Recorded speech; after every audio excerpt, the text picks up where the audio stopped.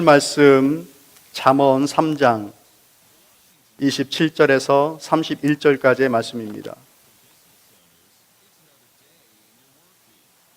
잠언 3장 27절에서 31절까지의 말씀 교독하겠습니다.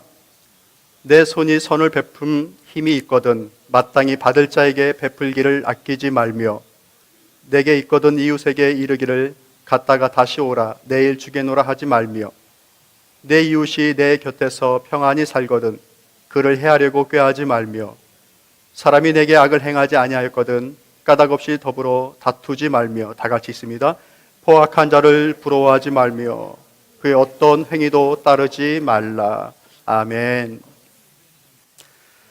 풍성함을 나누는 지혜라는 말씀의 제목으로 여러분과 함께 은혜를 나누고자 합니다. 사랑하는 성도 여러분, 오병이어를 아시죠? 아시면 아신다고 대답을 해주시고 끄덕끄덕 해서 오병이어를 아시죠?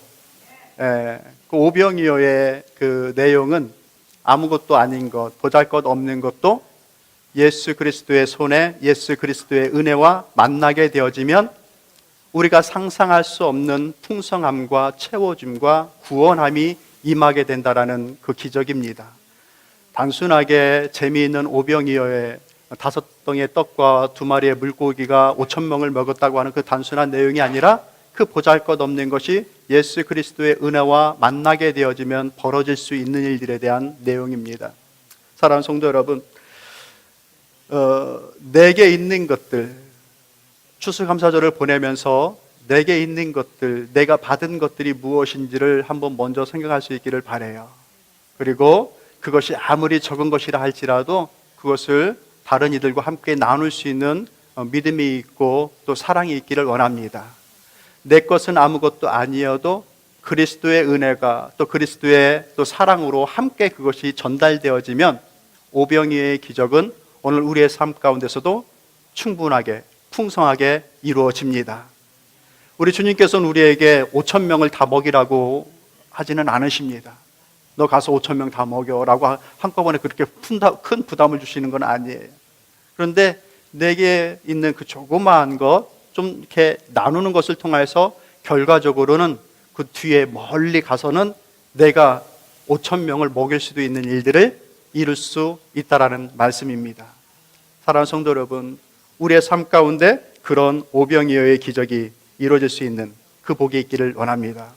저는 우리 교회가 이렇게 하나님을 잘 섬기고 나누는 일에 익숙했으면 좋겠습니다. 아멘. 하나님을 잘 섬겼으면 좋겠어요. 어떤 교회가 되느냐? 좋은 시스템을 갖추고 많은 사람들이 동경할 만한 그런 교회가 되어지고 그런 것도 되게 중요한데 무엇보다도 가장 중요한 것은 하나님께 기쁨으로 감사함으로 잘 예배를 드리는 하나님을 잘 섬기는 그런 교회가 됐으면 좋겠습니다. 그리고 내게 주어진 은혜들이 크건 적건 간에 그 적은 것이든 큰 것이든 그것을 가지고서 함께 나눌 수 있는 그것들이 우리의 믿음의 삶, 믿음의 발이었으면 참 좋겠습니다. 저는 그것이 하나님을 잘 섬기는 것이고 또 이웃을 사랑하는 것이라고 생각을 합니다. 그것을 함께 이루어 갑시다. 오늘 말씀 보면은 27절부터 31절까지의 말씀인데 딱 이 2가지로 정리가 될 수가 있어요. 첫 번째는 지혜를 가진 자로서 하나님의 은혜를 누린 자로서 하나님의 그 사랑으로 이웃을 사랑하여라.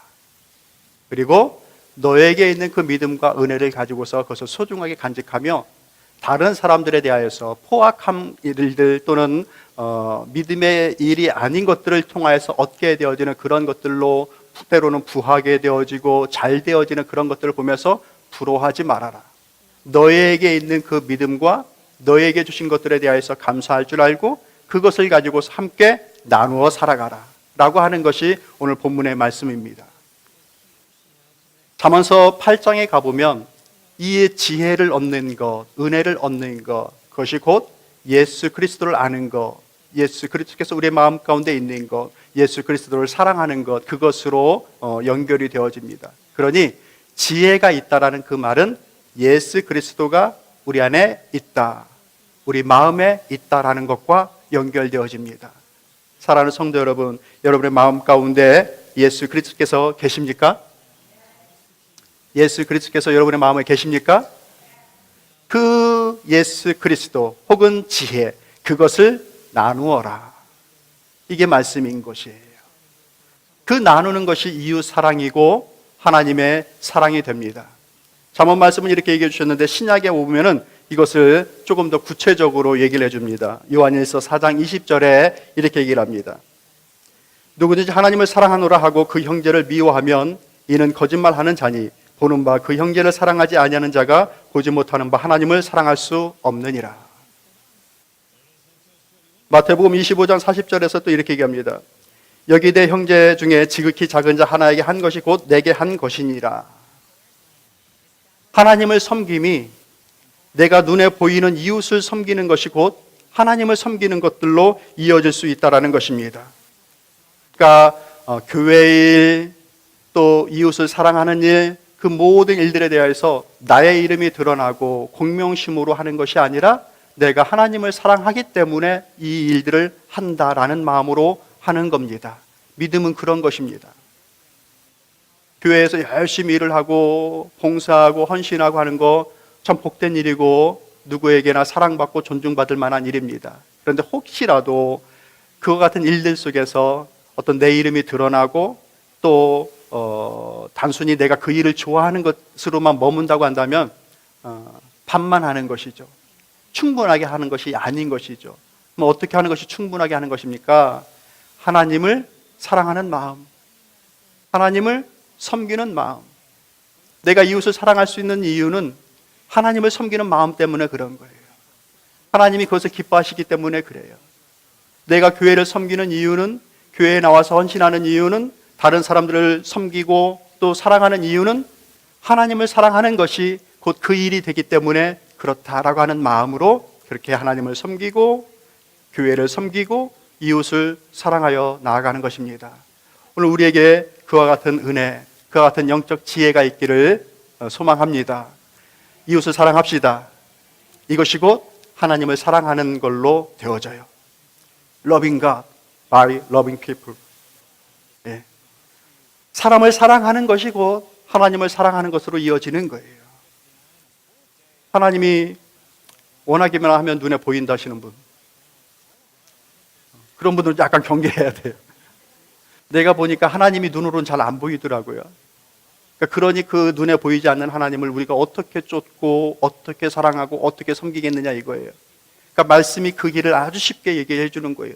눈에 보이지 않는 하나님을 사랑하는 것들을 힘들어하지 말고 눈에 보이는 내 이웃을 사랑해 주어라. 눈에 보이는 내 가족을 사랑해 주어라. 눈에 보이는 내 믿음의 형제들을 사랑해 주어라. 이것이 하나님을 사랑하는 거예요. 어떻게 사랑하는 것인가? 27절, 28절 말씀 여러분들 같이 성경 찾으셔서 같이 읽어볼게요. 27절, 28절. 내 손이 선을 베풀 힘이 있거든 마땅히 받을 자에게 베풀기를 아끼지 말며 내게 있거든 이웃에게 이르기를 갔다가 다시 오라 내일 주게노라 하지 말며 라고 말씀하십니다. 사랑이 무엇인가? 첫 번째로 사랑은 베푸는 겁니다. 여러분들 사랑이 뭘까요? 받을 때만 이것이 사랑이 느껴지는 그런 사랑은 아직 많이 어린 그런 상황이 되겠죠.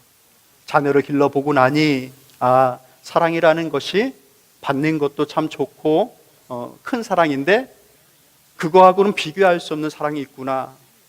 우리가 자녀를 양육하면서 그것을 알게 되어졌잖아요. 그러니까 베품이 먼저 사랑이 되어집니다.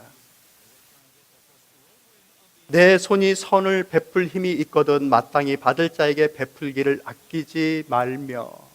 베푸는 것, 다른 말로 한다면 수고하는 것, 그것을 조금 더 한국말로 풀이한다면 어려움을 감내하는 것, 수고로 애쓰는 것, 이것이 사랑으로 이어지는 거예요. 무디 선생님은, 목사님은 이렇게 얘기합니다. 많은 사랑이 그 입을 통해서 이루어진다. 그런데 참 사랑은 손끝에서 이루어진다라고 얘기를 합니다. 그러니까 말로써 사랑을 고백하고 말로써 응원해주고 격려해주고 하는 일들도 대단히 중요하고 큰 일이고 가치 있는 일이죠. 근데 진정한 사랑은 우리의 수고와 애씀이, 우리의 땀이 드러나는 거예요. 오늘도 함께 나와서 예배를 준비하시는 모든 분들의 수고함을 봅니다. 특별한 주일이라서 이렇게 드려지는 그들의 그 섬김과 또 애쓰는 모습들이 눈으로 보여지는 것이죠. 그런 것들이 다 이웃을 사랑하는 것이고 교회를 사랑하는 것이고 또 하나님을 사랑하는 것 아니겠습니까? 할렐루야. 요한일서 3장 18절에 이렇게 얘기합니다. 자녀들아, 우리가 말로 혀로만 사랑하지 말고 오직 행함과 진실함으로 하자. 야고보서 2장 16절에서 이렇게 얘기를 합니다. 너희 중에 누구든지 그에게 이르되 평안히 가라, 덥게 하라, 배부르게 하라 하며 그 몸에 쓸 것을 주지 아니하면 무슨 유익이 있으리요. 말로만 그치지 말란 얘기예요. 그러니 우리가 수고하고 있고 애를 쓰고 있다라고 한다면 그 사랑 잘 실천하고 계시는 겁니다. 때로는 그것 때문에 힘들 수도 있고 바쁘고 상황 가운데 어려움이 생길 수도 있지만 하나님은 그거 알고 계셔요. 그리고 그 일이 지금 잘하고 계시는 겁니다. 그 일 열심히 잘 이루어갈 수 있기를 바랍니다. 또 따라해 봅시다. 손을 베풀 힘이 있을 때 하라. 네. 힘 있을 때 하란 얘기예요. 내 손이 선을 베풀 힘이 있거든 마땅히 받을 자에게 베풀기를 아끼지 말며. 손에 힘이 있을 때에 하라라고 얘기합니다. 우리에게 언제든지 힘이 남아있는 것이 아님을 여러분들 잘 아시죠? 이 힘이 다른 말로 하면 돈도 될 수 있고 지혜도 될 수 있고 권력도 될 수 있어요. 근데 그것이 계속 영원한 것이 아니란 걸 알잖아요. 돈은 왜 돈이에요? 도니까 돈이에요. 내 주머니에만 있으면 그게 돈이 아니죠. 그것만 있으면 가치가 없어요. 돈은 돌니까 가치가 있는 것이에요. 그러니까 이 돈은 돈이 언제든지 내 주머니에서 다른 데로 갈 수 있는 것이죠. 그러니까 그것이 있을 때 그것으로 섬길 수 있는 것. 지혜가 있을 때 그것으로 섬길 수 있는 것. 사람이 끝까지 영민한 것이 아니에요. 끝까지 또릿또릿하고 있을 때 내 지혜를 아끼지 않는 거예요. 다른 사람들과 쉐어하고 권면하고 가르쳐주고 하는 일들. 건강이 영원히 있는 것도 아니고 권력이 영원히 있는 것도 아닙니다. 내게 있는 그거 가지고 있을 때 그것을 가지고 하는 겁니다. 하나님께서 주셨을 때 그 일을 잘 감당하는 겁니다. 여러분들에게 여쭤볼게요. 하나님으로부터 받은 것이 있으십니까? 하나님께 받은 것이 있으십니까? 어떤 분들은 그렇게 대답하기 때문에 그래요. 아무리 생각해도 저는 나눌 게 없어요. 뭐 나눌 게 있어야 나누죠. 돈도 없고 권력도 없고 저는 나눌 게 아무것도 없어요 라고 하시는 분이 생길 수가 있거든요. 근데 곰곰이 한번 물어보자고요. 정말 나눌 게 하나도 없는가? 나눌 마음이 없고 나눌 사랑이 없는 것은 아닌가? 우리가 나눌 수 있는 것이 단순히 돈과 뭐 그런 것들만 있는 것이 아니에요. 아까도 말씀을 드렸지만 우리는 시간을 나눌 수 있고 건강을 나눌 수 있고 내 은혜를 나눌 수가 있는 것입니다. 지혜가 예수 그리스도예요. 내가 예수 그리스도를 받았다고 한다면 그 예수 그리스도를 전해줘야 되는 상황과 때가 있는 것입니다. 힘이 있을 때 이것을 잘 감당할 수 있기를 바랍니다. 조금 더 나아지면 할게요. 그것이 가능하지 않다라는 얘기예요. 지금 할 수 있는 것들을 해야 된다는 얘기입니다. 보시다시피 우리 교회는 아직 튼튼한 교회, 아주 넘치는 그 교회는 아니에요. 그죠? 근데 저는 개척을 했을 때도 처음부터 가졌던 마음은 교회 재정의 결산의 10분의 1은 우리 교회를 위해서 쓰는 것이 아니라 이웃을 위해서 또 선교사님들을 위해서 교회 밖을 위해서 쓰겠다라고 작정을 했습니다. 그래서 그렇게 해왔어요. 그리고 앞으로도 계속해서 그렇게 할 겁니다. 최소한이에요. 최소한 교회 결산의 10분의 1은 교회 밖을 위해서 쓰는 겁니다. 이것이 우리가 조금 더 나아지면 더 많은 것들로 더 풍성하게 할 수가 있겠죠. 그렇게 가지고 있는 것이 적다 하더라도 그것을 가지고서 먼저 나눌 때에 하나님, 내 손에 들려져 있는 5개의 떡덩이이고 2마리의 물고기입니다. 이 일이 어떻게 될까요? 하고 우리는 그 일을 그냥 하는 것이죠. 실천하는 것이죠.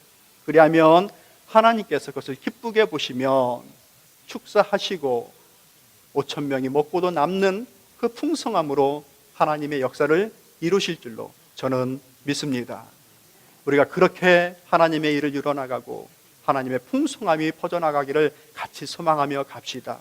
그러니 우리는 이 사랑을 미룰 수가 없는 겁니다. 28절에 이렇게 얘기합니다.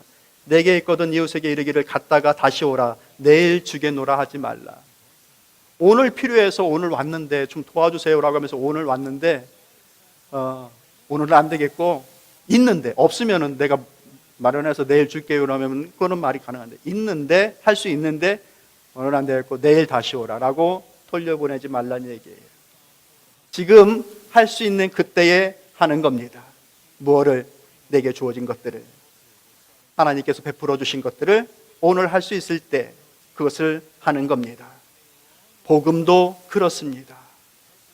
복음의 은혜를 받으셨습니까?